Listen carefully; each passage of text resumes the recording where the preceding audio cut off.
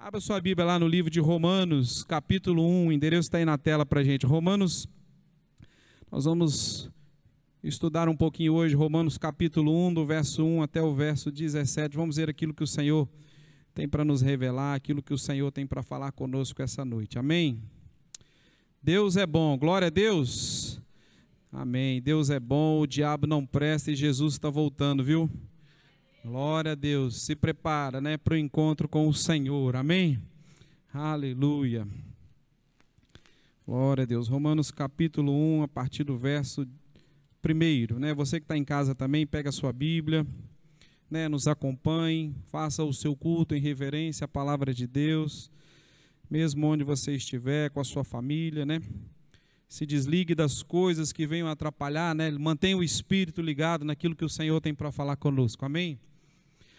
Romanos capítulo 1, verso 1 diz assim, você vai manter sua Bíblia aberta, que à medida que nós formos lendo, nós vamos meditar na palavra de Deus, amém?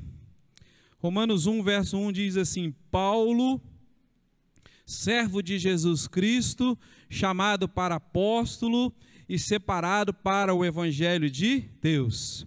Presta atenção, um dos maiores homens da Bíblia foi Paulo, amém? Paulo, a gente pode dizer no linguajar de hoje que Paulo era o cara, sim ou não? Paulo era o cara, Paulo estava por cima, mas como que Paulo se identifica? A primeira coisa que ele diz, Paulo, servo de Jesus Cristo. Deixa eu falar uma coisa para você, o nosso primeiro chamado, antes de qualquer coisa, eu e você somos servos de Jesus Cristo. Eu fui chamado para pastor, mas antes de ser pastor eu sou servo. Antes que você seja um músico, você é servo. Antes que você seja um diácono, você é servo. Antes que você seja um médico, você é servo de Jesus Cristo. Antes que você seja um doutor, um professor, seja qual for a sua profissão, antes de qualquer coisa, você é um servo de Jesus Cristo. Aleluia. Nós precisamos ter essa consciência, porque nós estamos aqui para servir. Apesar de filhos, apesar de qualquer título que a gente tenha, somos servos do Senhor. Precisamos estar prontos para servir no reino de Deus. Deus conta comigo e com você. Aleluia. Amém. Então Paulo já nos ensina, né, a partir do primeiro versículo, ele diz, eu sou Paulo, mas antes de apóstolo, eu sou servo de Jesus Cristo. Aleluia. Verso 2, o qual dantes havia prometido, né, separado para o Evangelho de Deus, o qual antes havia prometido pelos seus profetas nas Santas Escrituras. O que Paulo está dizendo? Ei, desde o Antigo Testamento, Deus já prometeu seu Filho para nós. Os profetas de Deus já falavam, né, Deus já falava através dos profetas a respeito de Cristo. E é esse Jesus, esse Cristo das profecias que se cumpriram, que nós anunciamos. O Evangelho de Deus, né? O Evangelho que fala de Jesus.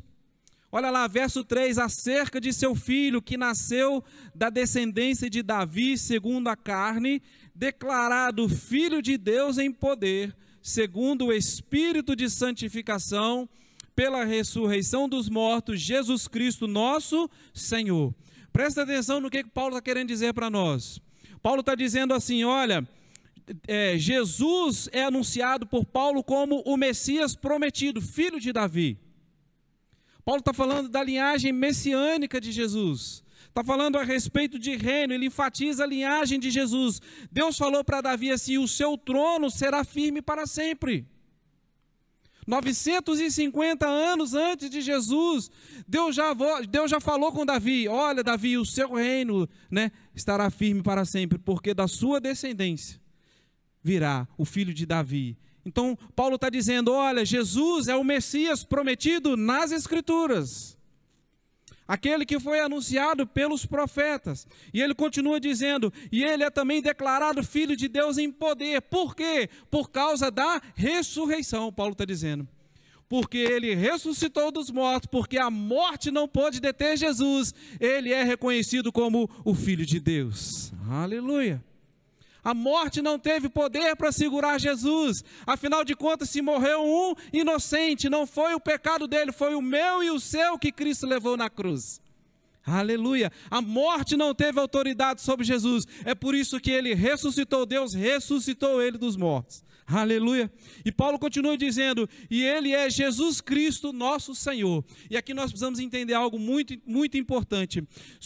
Jesus só é Senhor na vida de quem o reconhece que Jesus Cristo morreu e ressuscitou dos mortos. Aleluia. Uma pessoa que não reconhece a obra da cruz e não reconhece que Jesus Cristo ressuscitou dentre os mortos, ele não pode ser Jesus, não pode ser Senhor na vida dele. Aleluia. Então Paulo nos apresenta Jesus como a descendência de Davi, o Filho de Deus e o Senhor da vida de todos aqueles que o aceitam como Senhor e Salvador da sua vida. Aleluia. Nós precisamos entender isso, a morte não segurou Jesus. Por quê? Porque Jesus levou sobre si o meu pecado e o seu pecado. Tem gente que diz assim, pastor, eu estou com vergonha de Deus porque eu pequei. Pastor, eu errei, né? Deixa eu dizer algo para você, querido, você precisa confessar o seu pecado para Deus. Porque foi isso que Cristo fez por nós, ele morreu por nós para perdoar os nossos pecados. Mas é necessário que haja confissão. 1 João capítulo 1, verso 9 diz, se nós confessarmos os nossos pecados, ele é fiel e justo para nos perdoar os pecados e nos purificar de toda injustiça. Pastor, o senhor não está entendendo, o que eu fiz foi muito grave. Quem não está entendendo foi você. Qualquer pecado que você tenha cometido, deixa eu falar algo para você, a obra de Jesus Cristo na cruz é muito maior, não existe pecado que o sangue de Jesus não possa purificar. Aleluia. Mas para isso é necessário que haja confissão. Paulo está dizendo, você tem que confessar, reconhecer e confessar Jesus Cristo como Senhor. Aleluia. Porque ele tem autoridade para perdoar pecados. Não é o pastor que perdoa pecados, não é o apóstolo, não é o bispo, não é o papa, não é o padre. Só quem pode perdoar pecados é Jesus Cristo, que ressuscitou dos mortos. E hoje ele pode perdoar os nossos pecados. Foi por isso que ele morreu. Aleluia. É esse Jesus que Paulo está apresentando para nós. E ele continua no verso 5, ele diz assim, pelo qual recebemos a graça e o apostolado. Para quê? Para a obediência da fé entre todas as gentes pelo seu nome, entre os quais sois também vós chamados para serdes de Jesus Cristo. Nós somos chamados para proclamar, para falar de Jesus.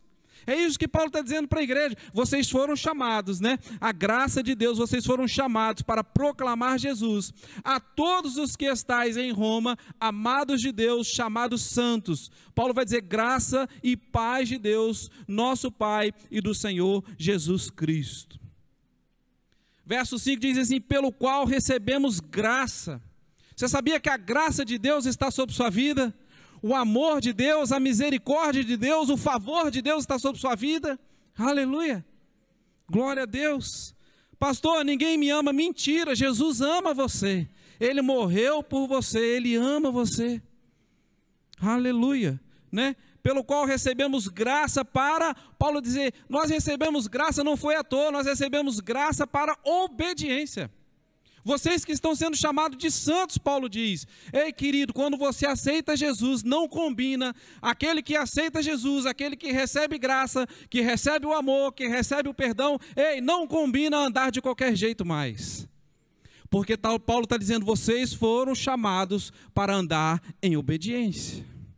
A vida de um crente, a vida de quem já recebeu Jesus não pode ser uma vida de qualquer jeito, nós somos chamados para sermos diferentes. As pessoas têm que ver diferença em nós para as pessoas do mundo. Andando em obediência, querido, nós somos especiais. Mas não é por causa de quem eu sou, de quem você é, nós somos especiais por causa daquele que nós carregamos aqui dentro. O Criador de todas as coisas habita em nós. O Santo Espírito de Deus habita em mim, habita em você. Então nós não fomos chamados para viver uma vida medíocre, uma vida de qualquer jeito. Nós fomos chamados para andar em obediência. Nós fomos chamados para sermos santos, Nós somos chamados para quando as pessoas olhem para nós, elas digam: ei, ali tem um homem de Deus, ali tem uma mulher de Deus. Ele é diferente, ela é diferente. E como isso é possível? Andando em obediência à palavra de Deus. Aleluia. Nós precisamos ter consciência dessas coisas, né? No qual recebemos a graça de Deus, o amor de Deus, o perdão de Deus. E o que é que Deus espera de nós? De quem muito foi amado, o que é que Deus espera de nós? Que nós amemos as pessoas também. Aleluia. De quem muito foi perdoado, como nós fomos, Deus espera que a gente perdoe as pessoas também. Aleluia. O quanto muito fomos abençoados, você é abençoado em Cristo Jesus, o quanto muito fomos abençoados, o que Deus espera que nós abençoemos as pessoas também. Com um viver diferente, na contramão do mundo, mostrando Cristo para o mundo. Nós acabamos de cantar: ainda que a figueira não floresça, que a vide não dê o seu fruto, que o fruto da oliveira minta, nossa alegria, a nossa maneira de viver não está presa a essas coisas materiais. Nós estamos, ligados, intimamente com o Senhor, nós temos uma vida com Ele. Ele é a razão da nossa alegria, Ele é a razão do nosso ser. Ele é a razão de sermos diferentes. Aleluia. E é isso que o mundo tem que ver em nós. Quem tem que andar desesperado com as coisas é o mundo, não o crente. Porque nós temos Deus trabalhando para nós, Deus trabalhando ao nosso favor. Paulo vai dizer: se Deus é por nós, quem será contra nós? Nada pode contra o crente que tem Deus trabalhando a favor dele. O mundo, nós não podemos nos comparar com o mundo, nós não podemos andar conforme o mundo. Temos que ser diferentes. O mundo vai estar andando desesperado, o mundo vai estar andando preocupado, o mundo vai estar andando ansioso, o mundo vai estar com medo, mas o crente vai estar firme no Senhor. Aleluia. Tem gente que acha assim: pastor, eu estou passando por tanta provação, eu estou passando por tanto problema, por tanta dificuldade, o diabo está me atentando. Ei, querido, deixa eu falar algo para você. Tem crente que acha que Deus colocou o diabo no mundo para atormentar o crente. Mas quem tem que atormentar o diabo somos nós. A Bíblia diz que nós somos mais do que vencedores. Quem tem que andar preocupado é Ele andar preocupado conosco. Aleluia. Mentalidade de vencedor. Aleluia. Quando ele vier contra nós, quando a gente vê uma obra do diabo: ei, diabo, aqui não, pega a sua turma e vaza em nome de Jesus. Aleluia. Uma mentalidade diferente do mundo. Paulo vai dizer: não vos conformeis com esse mundo. Não seja igual o mundo não, seja diferente. Ande em obediência, vocês foram chamados para ser santos, ter uma mentalidade de vencedor. Amém? No verso 8, Paulo continua: primeiramente dou graças ao meu Deus por Jesus Cristo acerca de vós, porque em todo o mundo é anunciada a vossa fé.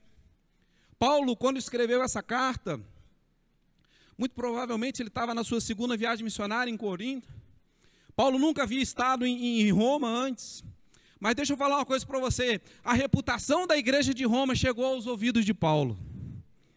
E Paulo diz assim: eu dou graças ao meu Deus, porque em todo mundo é anunciada a vossa fé. Olha que reputação excelente. Aleluia. Eles não eram reconhecidos por ser uma igreja bonita, eles não eram reconhecidos por ser uma igreja rica, eles não eram reconhecidos, apesar deles viverem num ambiente político de destaque, na capital, em Roma, o centro do poder político da época, eles estavam em evidência por causa da fé deles. Em todo mundo é anunciado a fé de vocês. Oh, glória, aleluia. E é essa reputação que a igreja precisa ter, que nós precisamos ser reconhecidos pela nossa, como anda a nossa reputação. Homens e mulheres de fé, homens e mulheres tementes a Deus, obedientes a Deus, andando em vitória. Aleluia. Nós precisamos nos atentar a essas coisas, queridos. Sabe por quê? Porque aqui é o templo, a igreja somos eu e você. Aleluia.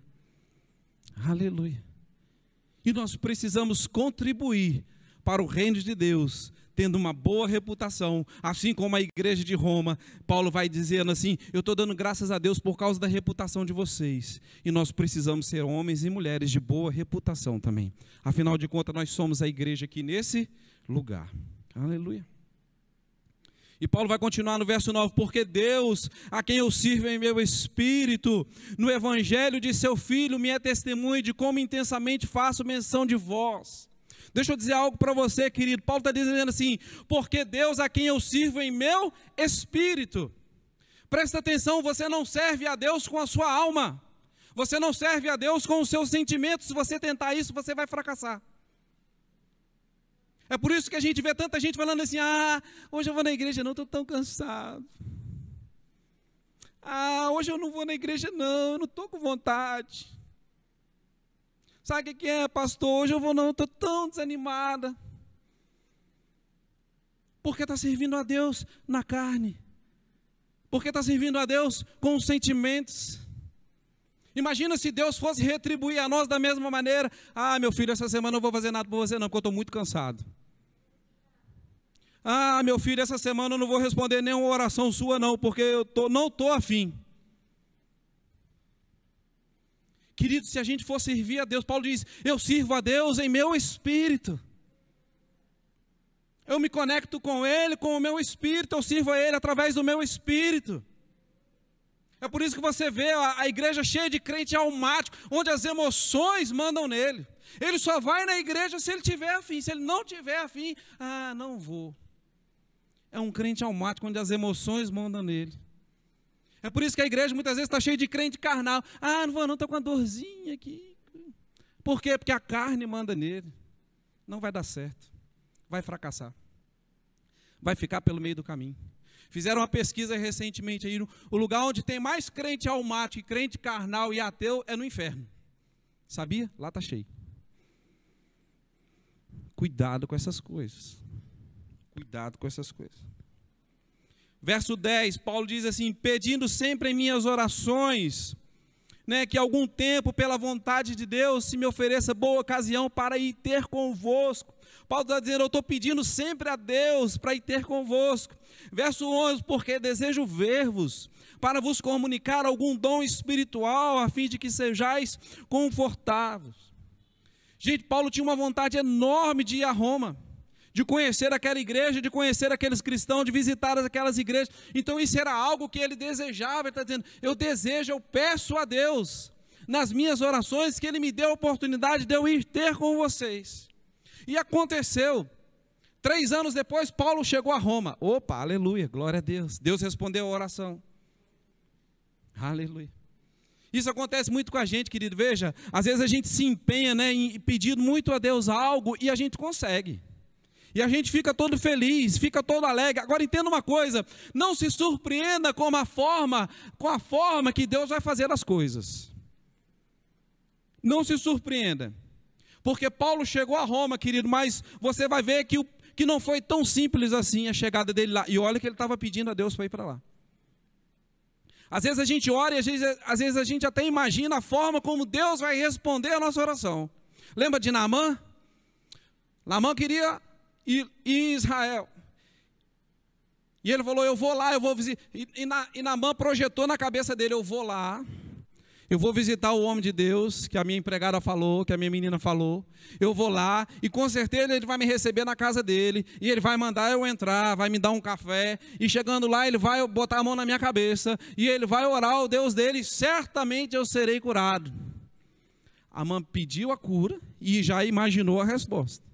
O que foi que aconteceu? Nem a cara do profeta ele viu. Ele recebeu um recado pelo criado, falou, vai lá no rio e mergulha 7 vezes. Saiu frustrado, nervoso. Aborrecido.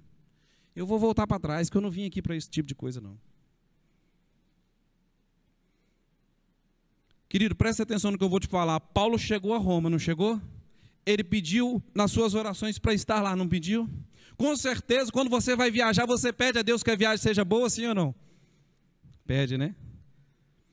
Com certeza, Paulo também orou e falou, Senhor, eu quero ir a Roma, né? Me abençoe para eu chegar lá em paz e em segurança.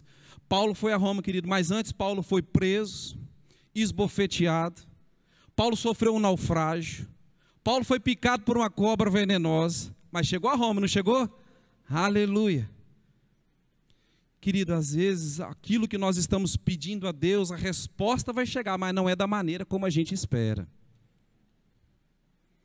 O que você cantou aqui agora? Se Deus fizer, Ele é Deus. Se não fizer, continua sendo Deus. A maneira como Deus vai agir para responder, a minha oração e a sua oração pode muito bem não ser, e geralmente não é da maneira como a gente imagina. Porque a gente é ganancioso, né? A gente quer a bênção e ainda quer do jeito certinho ainda. A gente quer escolher até a cor do embrulho do papel, do presente. Então, querido, Deus vai responder. Quando você ora com sinceridade, Deus responde a sua oração. Aleluia. Ele não é Deus para ficar calado, fazendo birra. Deus não é Deus de biquinho. Quem é pai e mãe sabe, se o seu filho faz uma pergunta para você, você fica de biquinho? 1 dia, 2 dias, 3 dias, 5 dias, 10 dias, sem responder para ele? Não. Se nós que somos maus, a Bíblia diz, nós que somos humanos, nós que somos maus, né? Sabemos dar coisas boas para os nossos filhos, imagina Deus. Mas muitas vezes, querido, Deus vai responder de uma maneira diferente de tudo aquilo que a gente tem planejado, de tudo aquilo que a gente tem imaginado. Mas o segredo é, continue confiando em Deus. Continue esperando a resposta, esteja atento quando ela chegar, porque às vezes não vai ser da maneira como a gente imagina, mas é da maneira de Deus, e a maneira de Deus é sempre a melhor. Aleluia. Ah, pastor, aconteceu tudo isso com Paulo, aconteceu, no meio do caminho uma ilha inteira foi salva para Jesus. Mas nós precisamos estar atentos àquilo que o Senhor tem para tratar conosco. Verso 12. Isto é, que para juntamente convosco eu seja também consolado pela fé mútua, tanto vossa como a minha. Verso 13, não quero, porém, irmãos, que ignoreis que muitas vezes propus ir ter convosco, mas até agora tenho sido impedido, para também ter entre vós algum fruto, como também entre os demais gentios. E eu sou devedor tanto a gregos como a bárbaros, tanto a sábios como a ignorantes. Verso 15, e assim, quanto está em mim, estou pronto também para vos anunciar o evangelho, a vós que estáis em Roma. O que Paulo está dizendo? Olha, eu quero muito estar com vocês para poder encorajar vocês na fé, para falar para vocês a respeito do evangelho e também para ser encorajado por vós. Viu o que Paulo disse? Eu estou indo aí, eu tenho o desejo de ir aí para encorajar vocês na fé e para ser encorajado por vocês também. E olha que Paulo era o cara.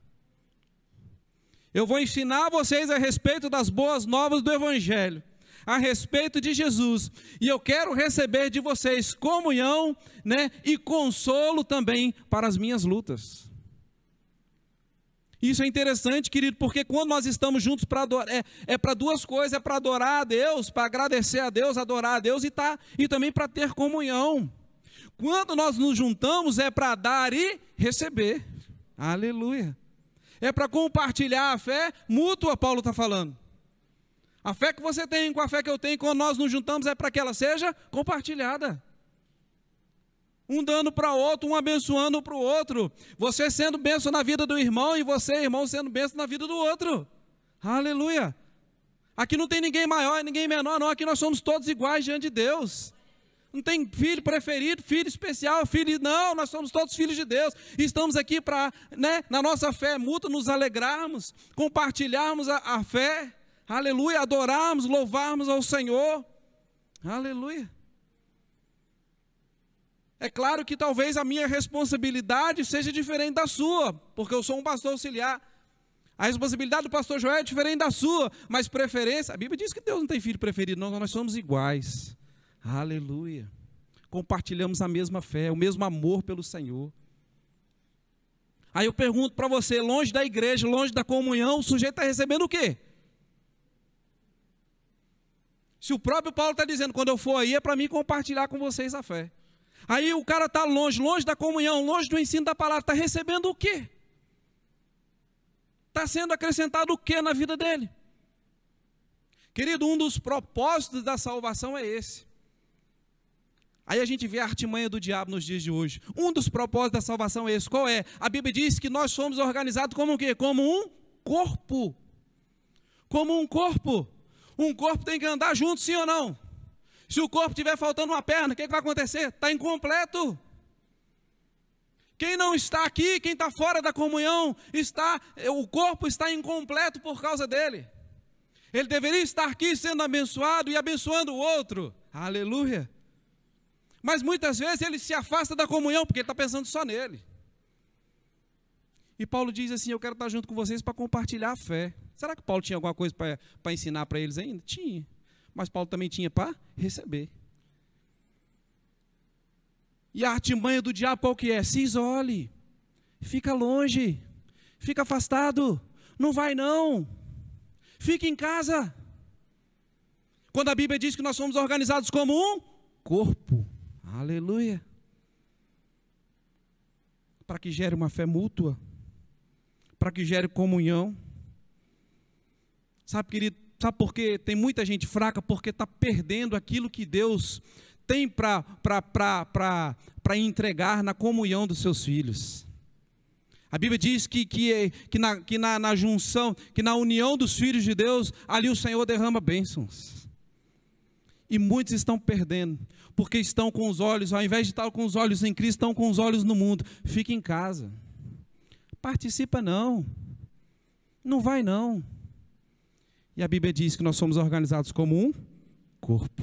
Aleluia. Cuidado com as artimanhas do diabo. Você que está em casa, você que está aqui, escuta o que eu vou te falar. Não se isole. E se isolar é artimanha do diabo. E quem está isolado está fraco na fé. E quem está isolado é presa fácil para o diabo. Cuidado com essas coisas que o mundo anda pregando. Verso 16, porque eu não me envergonho do evangelho de Cristo, pois é o poder de Deus para a salvação de todo aquele que crê, primeiro do judeu e também do grego. Paulo está dizendo assim, ei, eu tenho orgulho de anunciar esse evangelho. Eu tenho orgulho, porque esse evangelho é que muda a vida do homem. É esse evangelho que transforma o homem. É esse evangelho de Jesus Cristo, do Filho de Deus, que transforma as pessoas. Aleluia. Eu tenho orgulho de anunciar esse evangelho, porque ele é salvação na vida de todo aquele que crê, Paulo diz. Aleluia. Primeiro do grego, o evangelho foi anunciado primeiro ao grego, depois a todos nós. Paulo está dizendo assim, ei, seja onde você for. Seja de você, né, a situação que você tiver, qual seja a sua condição, não importa o que você está vivendo. Paulo está declarando, eu tenho orgulho de anunciar esse evangelho, porque ele é salvação para todo aquele que crê em Jesus Cristo. Aleluia. Paulo batia no peito, eu tenho orgulho de pregar esse evangelho. Ele é salvação. Aí fica a pergunta para nós nessa noite, qual é a área da nossa vida que precisa de salvação? A solução é Jesus. Qual é a área da nossa vida que precisa ser transformada? A solução é Cristo. Basta crer, né? Basta ter fé, aleluia, e agir.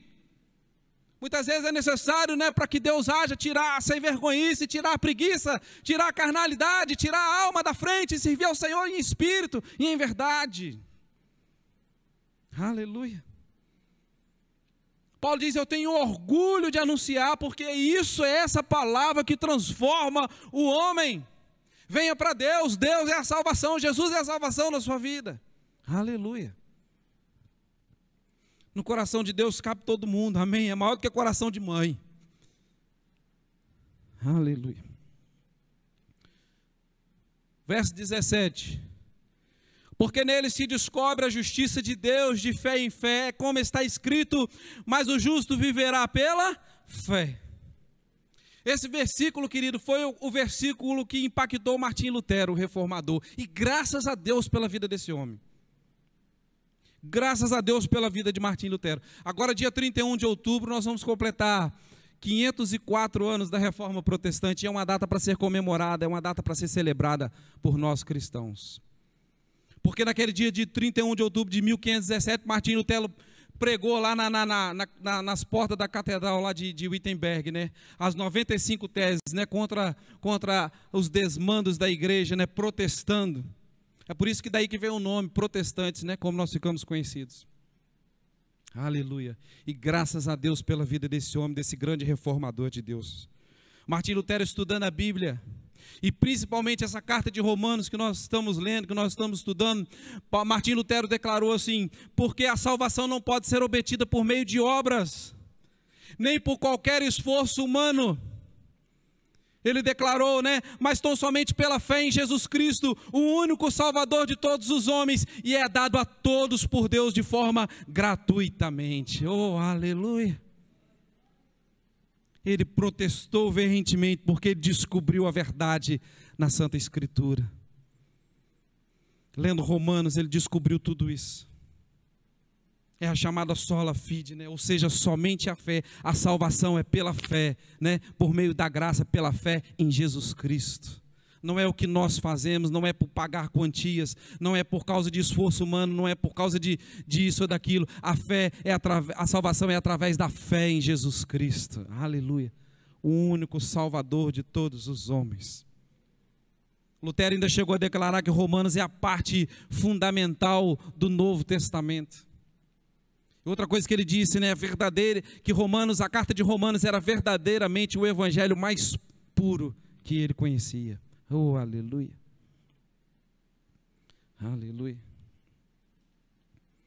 E no próximo dia 31, como eu falei, vamos completar 504 anos dessa reforma protestante. E ela precisa ser celebrada e precisa ser comemorada. E Paulo diz, mas o justo viverá da fé. Querido, viver de maneira justa, confiando em Deus, essa é a receita, essa é a maneira certa de viver que agrada a Deus. Viver pela fé. Então, querido, diante de tudo aquilo que nós falamos essa noite, querido, nós precisamos ter a consciência, primeiro que nós precisamos ter a consciência de que somos servos de Deus. Precisamos servir ao Senhor com alegria, com gratidão. Precisamos mostrar ao mundo que nós somos diferentes, que Jesus Cristo salva, que Jesus Cristo liberta. Precisamos ter uma vida justa, né? Precisamos confessar a Deus os nossos pecados todos os dias, nos arrependermos. Ei, deixa eu falar algo para você, não existe crente autolimpante não, tá? Todo dia é dia de botar o joelho no chão e falar, Senhor, eu fiz isso, eu fiz aquilo, me perdoa, perdoa as minhas falhas, perdoa os meus pecados, e Ele perdoa. É bíblico, se confessarmos os nossos pecados, Ele é fiel e justo para nos perdoar. Essa história de que não tem que haver arrependimento tem levado muita gente para o inferno. Não existe crente autolimpando, nós precisamos do perdão diário de Deus nas nossas vidas. Deixa eu falar uma coisa para você, querido, nossos olhos são maus, nosso coração é enganoso, sim ou não? Por isso é preciso todos os dias, né, ver aquilo que nós temos feito de errado, consertar o nosso comportamento, botar o joelho no chão e se arrepender diante de Deus, pedir perdão pelos erros. Precisamos da comunhão da igreja, precisamos estar na igreja, na comunhão. Um crente isolado vira alvo fácil para Satanás. É na comunhão, é na igreja que nós encontramos força, encorajamento, ajuda diante dos problemas, das dificuldades. Então, querido, eu volto a repetir, não se isole, porque isso é uma artimanha do diabo.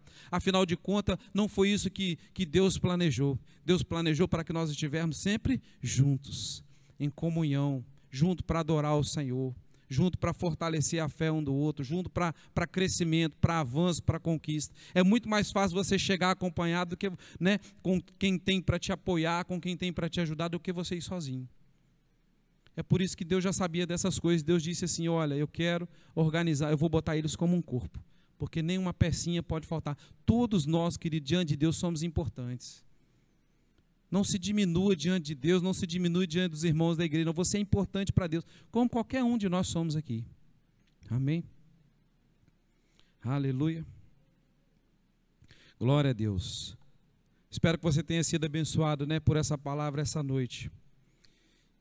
E continue lendo, assim que você tiver oportunidade, reveja, né, aquilo que nós lemos, né, em casa, estude Romanos de novo. Semana que vem a gente vai continuar.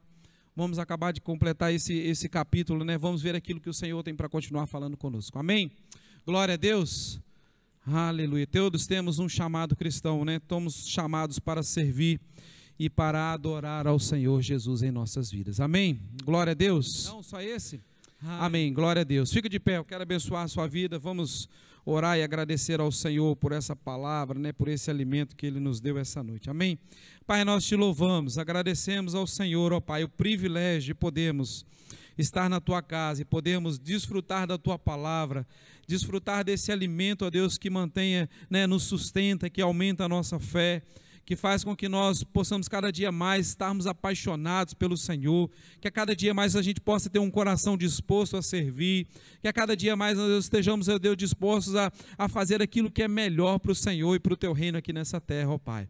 Obrigado pela vida de cada um nessa noite, nos despede em paz, né? Leva cada um dos teus filhos em paz e guardados e protegidos até a sua casa.